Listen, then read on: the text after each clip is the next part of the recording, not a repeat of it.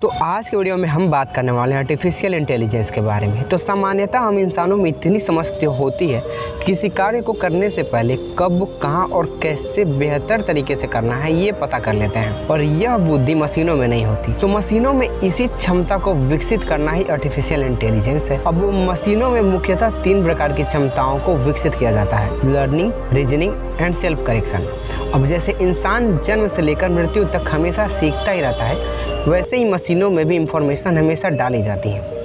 Reasoning, अब reasoning का उद्देश्य मशीनों में तर्क करने की क्षमता को विकसित करना होता है। जैसे कि अगर आपको कोई काम दिया जाता है तो उसे करते समय आप अपने बुद्धि विवेक का प्रयोग करके उस तरीके का चयन करते हैं जिससे आप काम को और बेहतर और जल्दी कर सकें। सेल्फ करेक्शन, अब इंसान हमेशा अपनी गलतियों से सीखता है। जैसे कोई काम करते समय आपसे गड़बड़ी हो जाती है तो जिस गलती के कारण ऐसा हुआ होता है हम उसे नहीं दोहराते। वैसे ही बुद्धिमत्ता मशीनों में विकसित करने का प्रयास किया जा रहा है, जिससे अगर उनसे कोई गलती हो भी जाती है तो वह उसे बिना किसी इंसानी मदद के ही सुधार लें। अब आर्टिफिशियल इंटेलिजेंस एक बेहद कॉम्प्लिकेटेड सॉफ्टवेयर है। ऊपर जो हमने 3 पॉइंट्स बताए उसे मशीनों में विकसित करने के लिए आर्टिफिशियल इंटेलिजेंस के डोमेन के बारे में नॉलेज होना अत्यंत आवश्यक है। अब डोमेन नेम सिस्टम यानी कि डीएनएस का एलिमेंट है जो कि किसी साइट या कंप्यूटर के आईपी एड्रेस को इंटीग्रेट करता है, और सब डोमेन इसी डोमेन का पार्ट है। जैसे कि आर्टिफिशियल इंटेलिजेंस के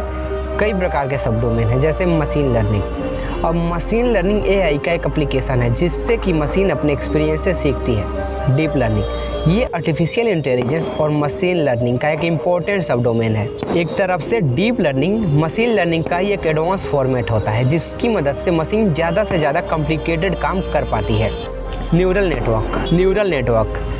नेटवर्क डीप लर्निंग का सब डोमेन है। अब जानते ही होंगे कि मस्तिष्क में हमारे अरबों न्यूरॉन्स हैं जिससे हम किसी भी नए इंफॉर्मेशन को जानकर उनका एनालिसिस करते हैं। ऐसे ही न्यूरल नेटवर्क का काम इंफॉर्मेशन को इनपुट के फॉर्म में लेकर उसे एनालाइज करके आउटपुट के फॉर्म में प्रोवाइड करना होता है। नेचुरल लैंग्वेज प्रोसेसिंग, अब इससे हम इंसानों और कंप्यूटर के भाषा के बीच का संबंध भी कर सकते हैं। जैसे कंप्यूटर प्रोग्रामिंग की मदद से भाषा को समझता है, जैसे C++, जावा, पाइथन एटसेट्रा, और कंप्यूटर हमारी भाषा को समझ सके जैसे हिंदी, इंग्लिश एटसेट्रा। इससे विकसित करने की प्रक्रिया को नेचुरल लैंग्वेज प्रोसेसिंग कहते हैं। तो मित्रों, ये थी आर्टिफिशियल इंटेलिजेंस से जुड़े कुछ तथ्य। उम्मीद है कि यह वीडियो आपको अच्छा लगा होगा। अगले वीडियो का करिए इंतजार। यहाँ तक बने रहने के लिए ढेर सारा प्यार। धन्यवाद।